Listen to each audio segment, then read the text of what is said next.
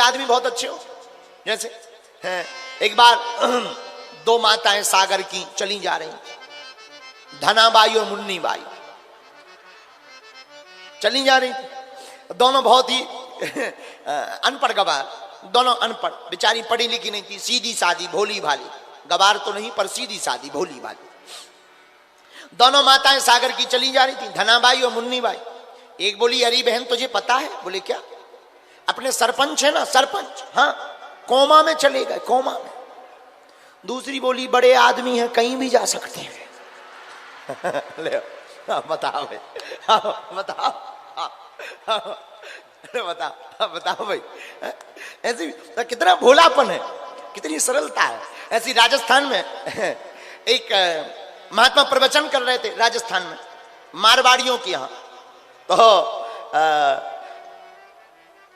उस बूढ़ी माता के बेटा ने कहा कि महाराज आप हमारे घर पर चलो, हमारी माता जी बूढ़ी है, आ नहीं सकती, घर पे चल के जरा दर्शन दे दो, कृपा कर दो। ठीक है, महात्मा जी चले गए, बेचारे घर गए। बालक भीतर भागा भागा, माँ जी माँ जी माँ जी माँ जी माँ जी, माता जी चलिए चलिए, गुरुजी आ गए, गुरुजी आ गए, तुम रोज कहती थी गुरुजी से मिलवाओ, देखो गुरुजी आ गए। बूढ़ी माता जी आई, माता जी बड़ी भोली भाली सीधी सादी, हाथ जोड़ के बोली गुरुजी थारे खुर लागू। महात्मा जी हते बुंदेलखंडी, भी बोली हे भगवान, खुर तो बचवन के होत, चरण कह दो, पांव कह दो, ये बात अलग है, लेकिन खुर तो भाई कहते ना भैया, बछुआ को खुर, गाय का खुर, बेल का खुर।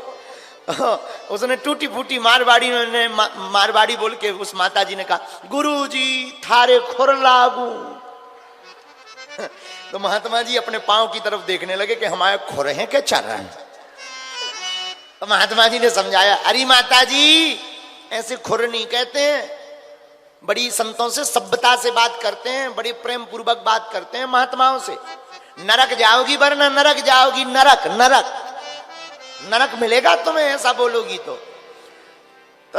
बूढ़ी माता जी हाथ जोड़ के बोली महाराज मेरे भाग्य में कहां नरक, नरक तो आप जैसे महात्माओं को प्राप्त। बता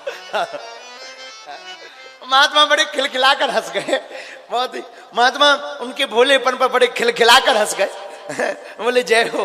तो कई बार ना ऐसे भोलेपन में ही भगवान रीत जाते। कल हमने जो तुम्हें कथा सुनाई, ठाकुर जी से मीरा बोली भगवान दूध पी लो, तुम दूध नहीं पियोगे तो ये जो तुम्हारे मोटे मोटे गाल हैं चिपक जाएंगे। भगवान रीत जाते हैं। ऐसी एक कथा और हमें याद आई, हम आपको बता दें फिर आगे कथा में बढ़ते हैं। सागर का चंगीलाल,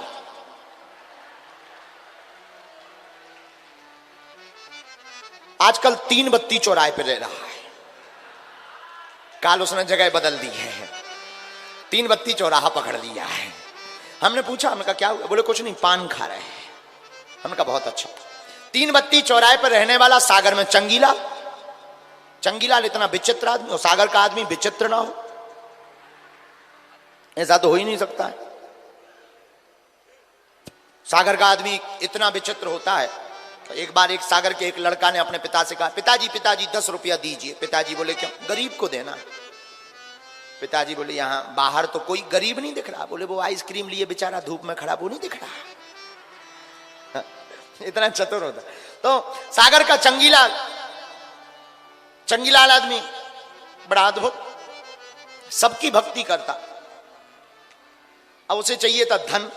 किसी ने कहा लक्ष्मी माता की पूजा करो, उसने आरती ली, ओम जय लक्ष्मी माता, हमको कुछ नहीं आता, बस सुबह शाम रुपया ही भाता। कई दिनों तक आरती की, लक्ष्मी नहीं मिली। तो किसी ने कहा लक्ष्मी जी तो अपने पति के अधीन है, नारायण की पूजा करो। नारायण की पूजा की, कोई काम नहीं बना। तीसरे महात्मा ने कहा कि भाई नारायण की पूजा से कुछ होना नहीं है, हनुमान जी कलयुग के राजा हैं, तुम उनकी पूजा करो। अब तो जय हनुमान ज्ञान गुण सागर, भूत पिशाच निकट नहीं आवे। देखा हनुमान जी ने भी कुछ नहीं दिया, 2-3 साल हो गए। हनुमान जी को लिया ऊपर धर दिया। किसी ने कहा हनुमान जी की पूजा से कुछ नहीं होना, कुबेर भगवान देवता है, उनकी पूजा कर, क्योंकि वो धन के देवता है। कुबेर की पूजा की। कुछ नहीं मिला। 4-5 साल बीत गए और अब तो इसका दिमाग खराब। किसी ने कहा कुबेर से कुछ नहीं मिलना, शंकर जी की पूजा करो, वो भोले हैं, भोलेनाथ है, कभी भी कुछ भी दे सकते। अब ये तो लगा ओम नमः शिवाय, ओम जय शिव ओमकारा, लगा आरती करने।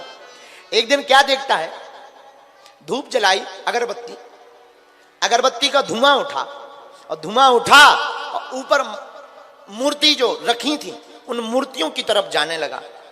इसने दिमाग लगाया कि पूजा काम क्यों नहीं कर रही, इतनी पूजा कर ली आज तक सफल क्यों नहीं हो। सीधा आदमी, भोला आदमी, इसने दिमाग लगाया है, अब समझ में आ गया, ऊपर जी बैठे हैं, हम प्रसाद लगाई नीचे देवतना जी सब खा जा। हमने अगरबत्ती लगाई, धुआं जी सूंघ रहे, यही से तो जी काम नहीं कर रहे देवता। इसने रुई लाई, रुई पौनी रुई, रुई के गोला बनाए, लगो नकुअन में लगा दे। तो सब भगवान के तो लगा दो। जब हनुमान जी की बारी आई तो हनुमान जी के लाने इन्हें गोला बनाओ, जैसे ही नाक में धरो सोई हनुमान जी ने हाथ पकड़ लो। ए क्या कर रहे हो? अरे बोले क्या कर रहे तुम, पूरा खा जा तू पर बैठे बैठे। हनुमान जी बोले यार छोड़ो भाई, ऐसा ना करो। अब ये बड़ा चौंक गया, बोले इतनी पूजा करी तुम आज तक प्रकट नहीं भाई, रुई लगा भी में प्रकट हो गए। तो हनुमान जी भी बड़े कौतुकी, हनुमान जी बड़ी हंसते हुए बोले, बोले सुनो, आज तक तुम हमको सिर्फ मूर्तियां धन देने की वस्तु समझते थे, आज तुमने समझा है कि हम देवता हैं और यहाँ बैठे बैठे पा लेते हैं। ये भाव तुम्हारे अंदर प्रकट हो गया, इसलिए हम भी प्रकट हो गए हैं। इसलिए भगवान हनुमान जी बोले हम भी प्रकट हो गए हैं। इसका अर्थ क्या हुआ? न जाने कौन से गुण पर दयानिधि रीझ जाते हैं।